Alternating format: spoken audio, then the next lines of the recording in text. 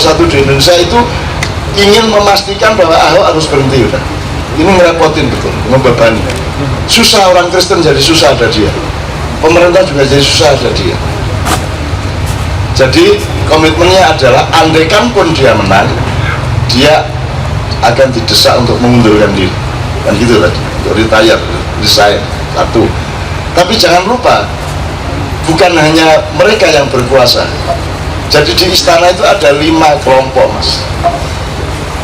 Dan semua mendesak si presiden ini. Jaluk ngene, kudu ngene. Dia sangat terjepit di antara 5 itu, maka dia ingin ketemu bapaknya itu tadi. Ngerti nggak? Sementara ini masih saya tolak. Sementara ini, ya. Saya pikir harus selesai pilkada dulu. Kecuali dia membuktikan kepada saya bahwa dia konsisten dengan perjanjian kesepakatan yang tadi itu, Mas. Jadi saudara-saudara sekalian, Indonesia bukan hanya Indonesia tidak berdiri sendiri. Anda jangan terlalu cemas terhadap situasi-situasi politik. Wong Tejo aja mengatakan dunia itu semua jenis kemesraan yang tidak dikenal oleh aktornya. Makanya salah-salah tuh aktingnya. Salah-salah aktingnya. Mereka sudah tidak kenal kebencian, padahal mereka penuh kebencian, tapi tidak ngerti kebencian. Apalagi cinta, benci aja tidak paham, apalagi cinta. Maka di sini kita belajar cinta dan benci. Cinta itu tidak, benci itu tidak ada. Benci itu seperti Tuhan menciptakan manusia. Jadi sebenarnya tidak ada manusia kecuali Allah sendiri yang menjelma itu bertajalli. Benci juga begitu. Benci itu dismanajemen cinta. Cinta yang dimanage secara salah, diletakkan di tempat yang salah, dia memproduksi kebencian. Jadi kebencian adalah malpraktek dari cinta. Jelas ya, Mas? Bukan ada makhluk kebencian. Soalnya ini pertanyaan besar, jadi satu ngiringnya kan dari Solo. Itu ada Farid dari penerbit Imania, terus ada Berontang, terus ada Mayan Solo yang akan ulang tahun nanti.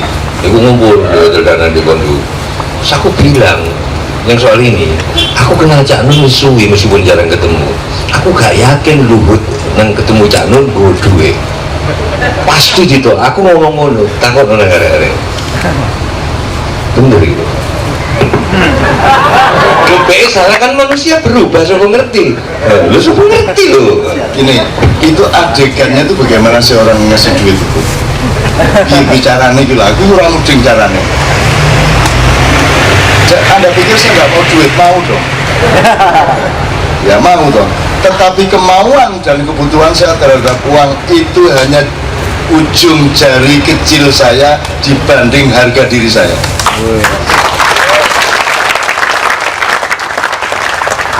Saya pertemuan itu ada mereka semua berdua, itu yang disebut berdua itu cuma 5 menit karena dia ingin ngomong pribadi tadi. Semua ada, teman-teman di Kadipuro ada semua, kita rame-rame. Dulu waktu kabar Eskrim datangnya rame-rame, semua lah tokoh-tokoh yang datang kita rame-rame.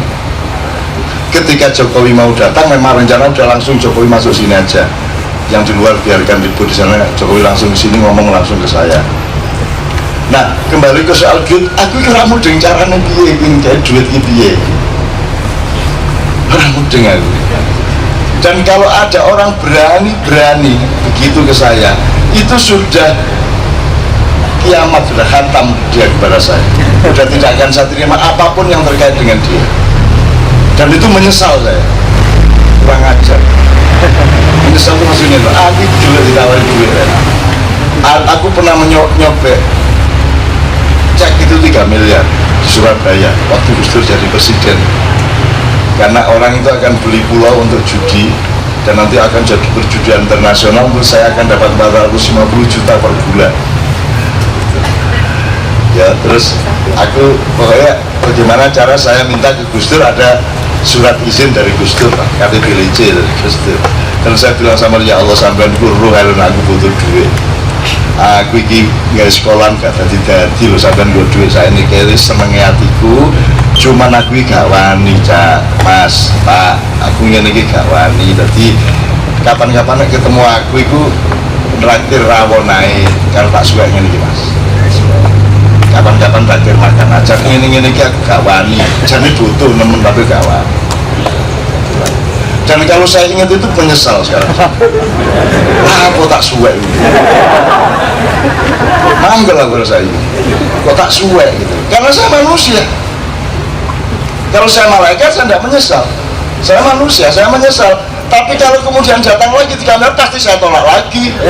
Enak aja. Saya menyesal, tapi itu cuma 5-10% dari hidup saya. Yang menang adalah yang mainstream, yang 90% dari hidup saya. Ini loh, Rek.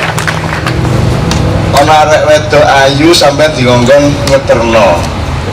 Ojo engko di ngene. Terus akhirnya diterno Pak Ilyas. Nah, kira-kira aku menyesal nggak? Ya menyesal, aduh kurang ajar enak Pak Ilyas ini. Tapi mau marah itu kemana ya tetap Pak Ilyas yang tak kongkon. Ngerti nggak? Itulah hidup, gitu loh. Jadi tolong jangan indikasi dijadikan fakta. Indikasi pun apa indikasinya gitu? Enggak lah. Itu loh Jo. Apa mana Jo? Jo tak sampai no. Waktu di Mesir ada gereja Koptik itu di dalam gua. Gereja itu bisa menampung sekitar 20.000 jamaah. Pas metu saka pintu cilik seluruh tulisannya Arab dan bahasa Inggris. Hanya satu tulisan bahasa Indonesia dipahat itu di pintunya, "Selamat datang Indonesia." Aku tanya ke orang sana, ini kapan dibuat? Ini saat Cak Nun sama Kiai Kanjeng main di sini. Terus mana ada? Tadi mana ada? Wis tak kasih info. Ya, aku sebenarnya ingin betul ke Mesir lagi, Jo. Pengen betul saya ini, jadi saya sebenarnya agak jengkel sama Arab Spring ini, loh. Penaklukan Amerika dan sekutu kepada negara-negara Timur Tengah yang membuat saya sudah punya rencana sama Syekh ya, sama Buya ya, untuk perjalanan darat dari Mesir sampai ke Tunisia, sampai ke Algeria, Aljazair ya. Bahkan mungkin bisa sampai Senegal sama Kiai Kanjeng. Tiba-tiba Amerika nyerbu, tiba-tiba Saddam Hussein dihabisin, siapa jenenge Gaddafi dihabisin, udah nggak jadi ke Libya saya. Nah saya tidak tahu, saya mudah-mudahan Allah mengizinkan. Awakmu sing dungo aku jadi tercabul ya. Al-Fatihah ya pentelu ya. Terus nang Alexandria itu sing gawe salawat burda apa Kiai saya Busiri untuk makami. Terus dikasih tahu ini dulu Kiai Kanjeng pernah kesini. Wah, Kiai Kanjeng aku kok disaingi kalau Kiai Kanjeng. Benar lagi. Mereka juga nyanyi-nyanyi. Wah, aku ya saiso aku cuma sapa itu wis manggono wis. Maulana sholli wa sallim daiman abadan ala habibika khairi khalqi kullihim. Ulang sampai akhirnya lawangnya ditutup karena setelah di sholat maghrib. Aku tiba Maulana ya wis gak apa-apa. Masa aku kalah karo Kiai Kanjeng.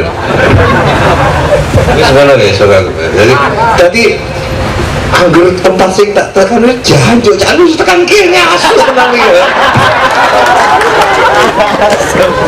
Ya ini untuk pengetahuan, jadi memang burda itu diciptakan oleh Syekh Imam Busiri. Saya tidak tahu persisnya berapa abad setelah Rasulullah. Jadi Anda kenal ada Al-Barjanji, ada Tiba, ada burda, terus ada sholawat badar diciptakan orang Banyuwangi, seorang kiai dari Banyuwangi. Tapi sholawat yang paling induk adalah sholawat Nariyah, diciptakan ketika Rasulullah masih hidup oleh Syekh Nariyah, oleh Syekh At-Tunisi. Kemudian disebut sholawat Nariyah. Erek Nariyah bareng-bareng ya. Allahumma sholli sholatan kamilatan wa sallim salaman kama ala sayyidina Muhammadin alladhi tarhamu bil wadu wa tanfariju bil qurabu wa tuqadda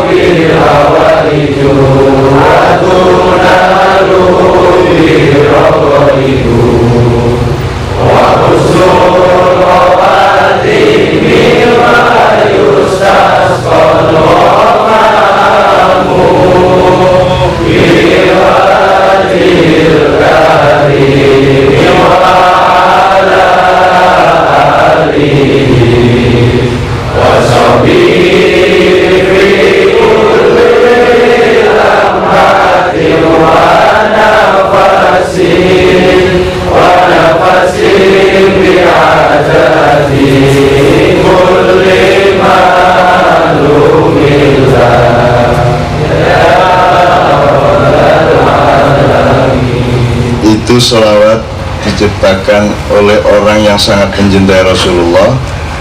Kemudian pada suatu malam dia membaca sholawat itu sebanyak 4.444 kali, nggak usah ditiru. Oleh 200 bingung gimana 200 juta ini meneh itu. Terus kita mesti raiso ngitung sampai petang 464. Kemudian karena 4.444 dia kemudian nekat bilang kepada Rasulullah, ya Rasulullah, tadi malam aku melantunkan sholawat ini karena mencintaimu, bolehkah aku minta satu permintaan yang mungkin sangat manja, mungkin sangat tidak masuk akal, tapi aku tulus. Apa kata Rasulullah? Bisakah saya menjadi salah satu dari rombongan orang yang pertama masuk surga? Rasulullah, oh iya, amin, insyaallah kamu masuk surga yang pertama. Jadi kalau ingin masuk surga pertama, baca itu tadi 4.444. Tapi aja luwe siji, aja kurang siji. Dan tak jamin mesti gak bisa ngitung. Nah, kalau Banyuwangi sholatullah salah itu Banyuwangi. Ini Syekh Naria itu panggil sholawat Naria itu yang menyebut orang Maluku, umat Islam Maluku, NU Maluku, NU cabang Maluku. Ada fadilah-fadilah yang dipercaya Anda bisa membacanya 30 kali setiap hari, itu urusannya mempermudah rezeki. Kalau Anda membaca 41 kali sehabis sholat, itu Anda bukan hanya mendapat kemudahan rezeki, Anda juga akan mendapat teman yang sangat banyak dan derajat sosial yang tinggi. Itu ada beberapa fadilah, tapi yang paling tinggi adalah 4.444. Iris kono jo ade wis mantap. Ya apa nganggo koyo voli. Allahumma sholli satu. Loro, papan iku to. Jelas ta, gitu. Straight kayak voli barrier. Tapi ya kayak apa coba-coba mlebu swarga sekene ae. Kari-kari wae. Ndane Mbah Tejo ya. Engko kan bareng Mbah Tejo rono Tejo Rasul kok kene sik ae. Saya tuh bukan orang yang bernafsu terus begitu masuk surga saya serop-serop masuk surga. Ada beberapa macam orang di dunia. Kalau dia berjalan di tengah hutan, kemudian dia kelaparan, kehausan, kepanasan, dan dia membutuhkan air, tapi berjam-jam dia tidak mendapatkan air, tiba-tiba ada telaga. Apa yang dia lakukan? Itu menunjukkan karakter orang. Ono sing langsung ambios, banyu bios. Ono sing langsung golek ceduk, godhong-godhong diombe. Orang macam Mas Tejo itu tidak akan seperti itu. Dia akan dilihat dulu.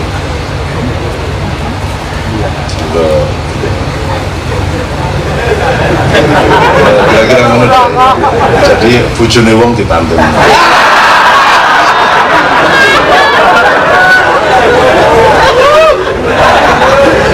Anak meneh sing model ngodit kayak nek main gaple rek.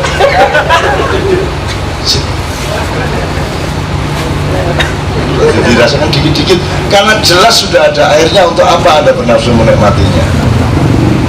Jelas Anda masuk surga, untuk apa Anda bernafsu? Nikmatilah belum masuk surga, tapi dengan kepastian akan masuk surga itu lebih nikmat daripada kalau Anda langsung ambios. Tejo bahkan tasawufnya sampai tingkat delok banget. Lanjut aja. Ditelur sama. Subhanallah. Benar sampai kalimatnya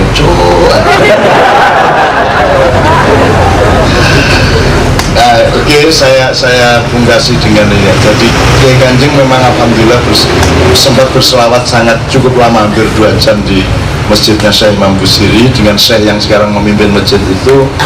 Kemudian kita eksperimen, boleh tidak terbangannya gitu. Jadi ketika kita selawatnya ngubungi makam itu, ngubungi makam itu di belakang masjid.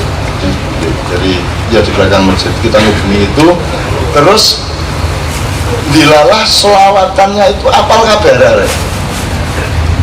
Jadi yang menentukan selawat apa itu si Syekh ini, tapi dilalah yang ditentukan itu kan cara Allah melindungi Kiai Kanjeng.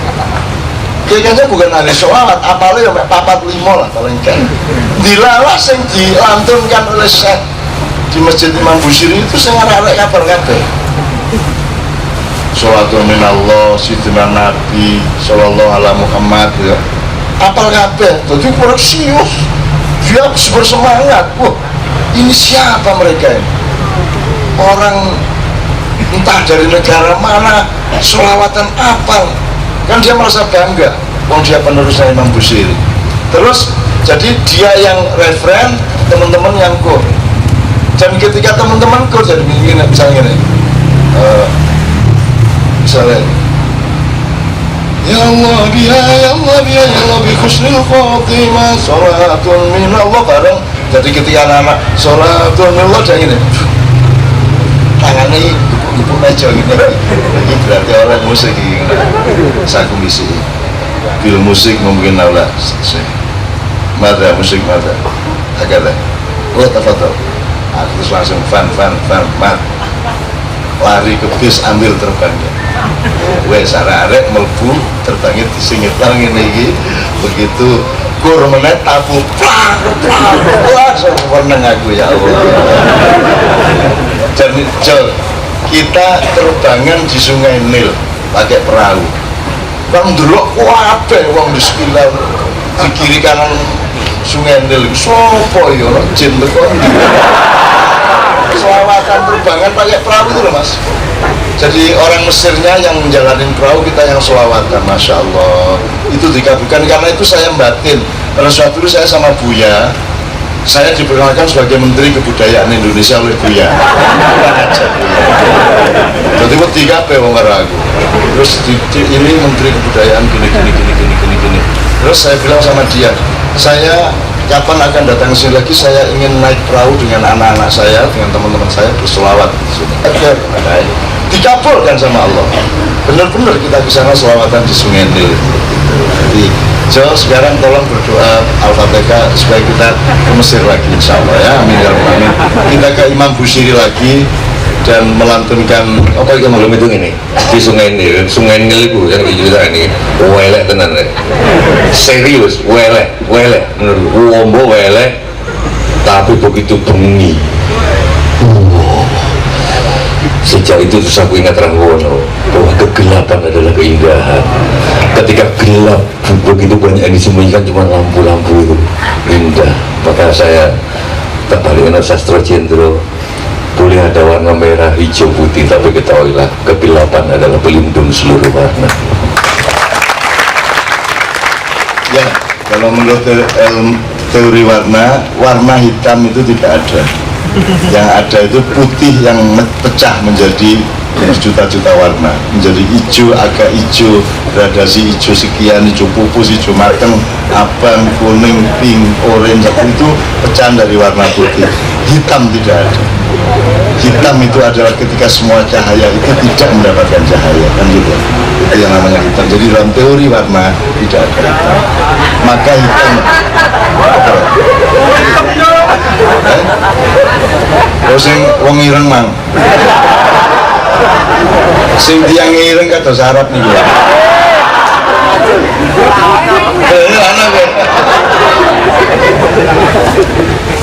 Tetapi teman-teman sekalian, kegelapanlah yang memberi pertolongan dan mengantarkanmu kepada cahaya.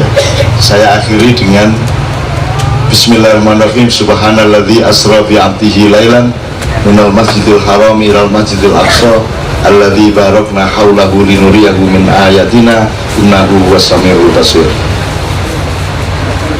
Aku memperjalankan hambaku di malam hari dari Masjidil Haram ke Masjidil Aqsa yang di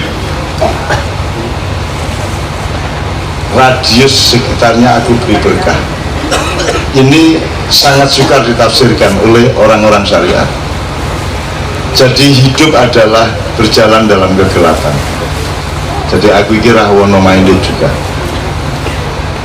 Apa yang tidak gelap bagimu? Coba aku tanya, apa yang tidak gelap bagimu? Kamu masih hidup besok pagi? Gelap. Kamu jualan, laku berapa nanti? gelap. Kamu menanam akan berbuah enggak? Bahwa kamu beriman iya, tetapi kalau pakai ilmu gelap apa tidak? Gelap. Jadi tidak ada satupun yang Anda ketahui, tidak ada satupun yang kita ketahui, semua adalah kegelapan. Sedemikian gelapnya hidup itu, maka Allah merencanakan bukan naharun tapi lailan ya. Sedemikian hidup itu adalah kegelapan, sehingga yang selalu kita rindukan adalah cahaya. Oleh karena itu Allah menciptakan yang pertama kali adalah cahaya yang disebut Nur Muhammad, tapi kemudian produksi utamanya dari cahaya itu adalah kegelapan agar menemukan kembali cahaya. Oleh karena itu Anda diulang-alingkan, diulang-alikkan minal masjidil haram minal masjidil aqsa. Masjidil haram, kalau Anda ingat masjidil haram, bergairah Anda hatimu, bahagia Anda hatimu. Tapi kalau Anda melihat, kalau Anda ingat masjidil aqsa, sedih Anda hatimu, sedih. Dan akan tetap dibikin seperti itu Allah, tidak akan pernah lepas dari tangan Israel, karena engkau berjalan pulang balik dari kegembiraan ke kesedihan, dari cahaya ke kegelapan, balik lagi dari optimisme ke pesimisme, dari kegembiraan ke galau. Pokoknya Anda ulang alik, hidup itu ulang balik seperti bertolak tawaf seperti itu. Nah teman-teman sekalian, mudah-mudahan malam hari ini Anda bergaul dengan cahaya, sehingga Anda besok mensyukuri kalau ada kegelapan, karena kegelapan yang Anda temui dalam kehidupan sehari-hari itulah yang akan mengantarkanmu kepada cahaya berikut. Pasti Allah akan memberikannya. Alam nasrah laka sadrak wa wada'na anka wizrak alladhi anqadha dhahrak wa rafa'na laka dzikrak. Setiap kegelapan, kalau kamu bersikap positif dan benar manajemennya, akan membuatmu ditingkatkan derajatmu oleh Allah Subhanahu wa taala. Dan pelajarilah secara ilmu, inna ma'al usri yusra, inna ma'al usri yusra, inna ma'al usri yusra. Tidak setelah kesulitan baru ada kemudahan, tapi bareng-bareng ada kesulitan itu sudah ada kemudahan. Inna ma'a, bukan inna ta'ada. Ya. Terus fa'idha faroghta fansab, udah terusin. Setelah libur panjang ini, terusin kerjamu, kembangkan.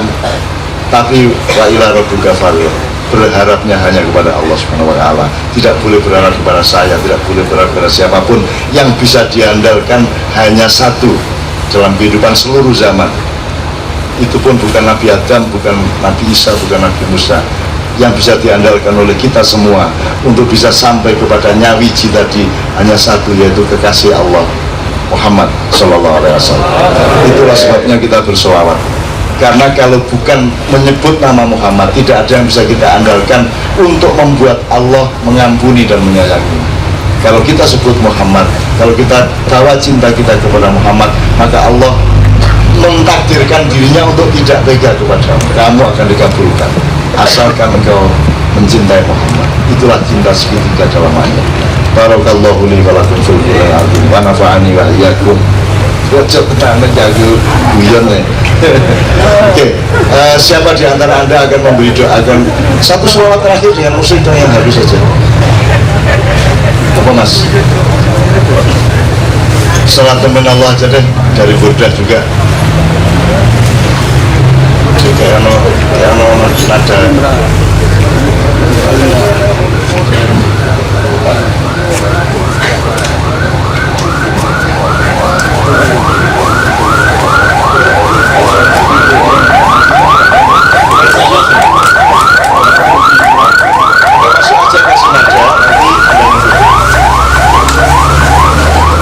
Allah, seberapa mas? Kasih nada, kalau kasih kunci. Allahumma sholli wa sallim ala sayyidina Muhammad wa ala ali sayyidina Muhammad.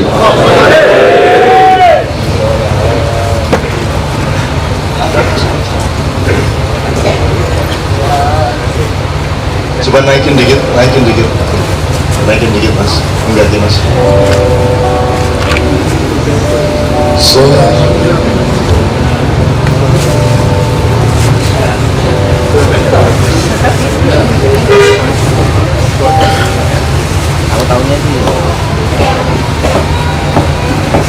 Kalau tidak karena cinta, kita tidak akan bersabar dengan proses-proses kehidupan. Kalau kita rewel dengan teknis dan syar'i,